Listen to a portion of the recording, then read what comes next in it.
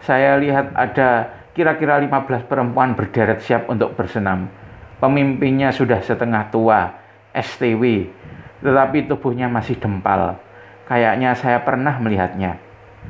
Pemimpinnya itu siapa, Gen?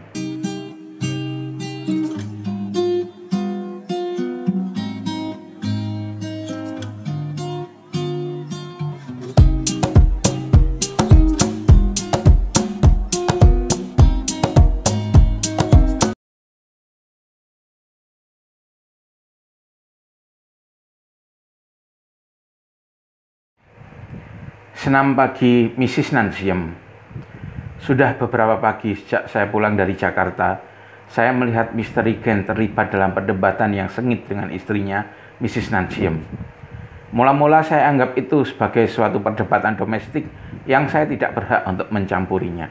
Habis, perdebatan antara suami istri, apalagi yang lebih preman dari itu kan? Setiap pukul 6 pagi, waktu saya mulai membuka mata, sudah terdengar suara ribut di dapur antara suami istri itu. Karena letak dapur terpisah oleh sekat-sekat tembok ruang makan, saya tidak pernah mendengar dengan jelas apa yang mereka perdebatkan. Hanya saya tahu perdebatan itu mendadak sontak berhenti pada waktu sang pangeran Benny Prakosa meneriakkan teriakan pertamanya di pagi hari, mengabsen bapak dan ibunya kencang-kencang. Biasanya sesudah teriakan dahsyat begitu selalu disusul teriakan yang lain lagi. Minta mimi atau pipis.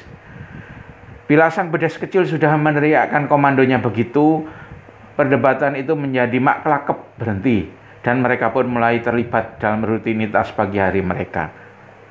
Tetapi waktu perdebatan pagi hari itu mulai memola menjadi ritual utuk-utuk in the morning, saya pun mulai ngunantiko. Ya, ini sudah nggak lucu lagi. Saya pun memanggil Mr. Gen ke kamar tidur saya. Untuk keluar dari kamar tidur sepagi itu, saya masih malas. Maka ia pun saya suruh duduk di ujung tempat tidur saya. Gen, kamu itu kalau pagi utuk-utuk begini sudah ribut sama istrimu, Gek, yang kamu ributkan itu apa sih? Mr. Gen kelihatan kelincutan, tersenyum kejut. Ah, nggak apa-apa kok, Pak. Biasa sarapan tukaran dengan istri. Hus, bertengkar ya bertengkar sama istri. Tapi kalau kau jadikan upacara pagi saya keberatan banget, mister. Oh, nggih sampun, Pak. Besok nggak lagi, kalau janji stop. Dan Mr. Gen pun buru-buru keluar kamar tidur saya. Saya pun tidak menanyakan lebih lanjut tentang tema perdebatan antara kedua suami istri itu. Tapi waktu beberapa hari berikutnya perdebatan itu berlangsung lagi, saya mulai tidak sabaran. Gen, sini. Mr. Gen masuk ke kamar tidur saya dengan tubuh mengkert. Kok kamu ribut lagi? Begini loh, Pak. Si Nansiem itu kan sekarang sedang punya kelangenan aneh. Loh, kelangenan? Bojomu punya pacar apa? Loh, mboten, Pak. Kelangenan yang berarti kesenangan. Lah apa itu? Wong kesenangan saja kok ributnya berhari-hari. Tur mesti tiap pagi. Begini loh, Pak. Nansiem itu sekarang tiap jam 5 pagi sudah kabur ke lapangan. Jingkrak-jingkrak olahraga diiringi musik. Wah, elok. Tapi ya nggak apa-apa toh, Gen. Malah apik tur aksi. Lah injih niku. Aksine niku yang saya keberatan. Mosok wong anak desa saja loh, Pak.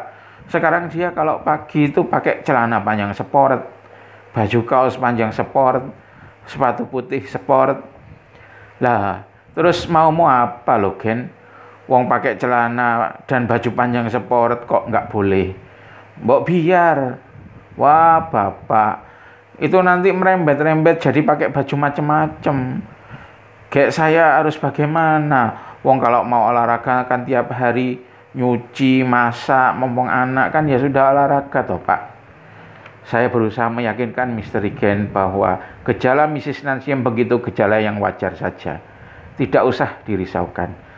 Tetapi sesungguhnya saya kepingin melihat sendiri fenomena baru itu. Saya dan Mr. Gen sepakat untuk keesokan harinya, utuk-utuk in the morning, untuk pergi mengintip Mrs. Nansiem di lapangan.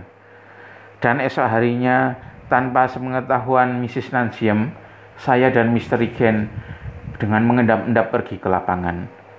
Untung pagi itu berkabut. Sosok orang-orang yang berjalan di jalan tidak begitu jelas. Dus, kami nggak usah khawatir, ketahuan Mrs. Najiem. Waktu kami sampai di pinggir lapangan, saya lihat ada kira-kira 15 perempuan berderet siap untuk bersenam.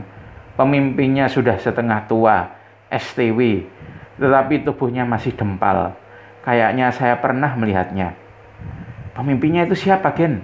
Saya bertanya dengan berbisik. Loh, itu Yugiman, koki Tuan Sepis dari Belgia gitu loh, Pak. Wah iya loh, kokinya Mr. Sepis. Senam dimulai, dan sang koki Belgia pun memberi apa-apa. Konco-konco, sumonggo wiwit unjal ambekan. Dan mereka pun tarik napas dalam-dalam. Sak menika lunjak-lunjak nglemesaken siku. Dan dengan diiringi musik flash dance yang sangat hot, mereka pun penuh gusto lunjak-lunjak. Dengan penuh kekaguman dan ketakjuban saya melihat para anggota persatuan babu-babu itu lunjak-lunjak dengan indahnya. Pada perasaan dan pandangan saya lenyap sudah sosok-sosok Pracimantoro, Jatiroso, Nglora, Tepus, pelayan pada pagi yang setengah berkabut itu. Di depan saya adalah Meriam Belina, Soyaraya Pruca, Lydia Kando. Cuma ya ukuran vitalnya agak besaran dikit dengan sana sini tonjolan-tonjolan yang dempal. Saya lirik misteri Gen di sebelah saya.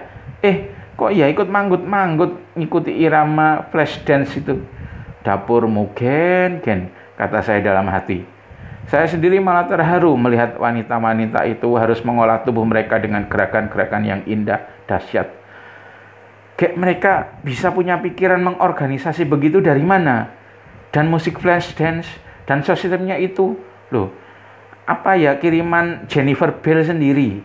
Pasti Mr. Spies orang Belgia itu yang ngasih. Kami sampai di rumah lebih dulu dari Mrs. Najiem. Benny Prakosa yang ditinggal sendiri di rumah nangis jempling-jempling sehingga memekakkan telinga orang satu blok. Mrs. Najiem datang dengan keringat deleweran. Kaget melihat kami duduk di lincak teras depan. Saya jadi tegang melihat Mrs. Najiem dengan wajah bertanya-tanya, melihat suaminya yang sekarang juga berdiri mendapatkan dia. Wah, kalau mereka mulai dengan pertengkaran bagi mereka, ciloko saya.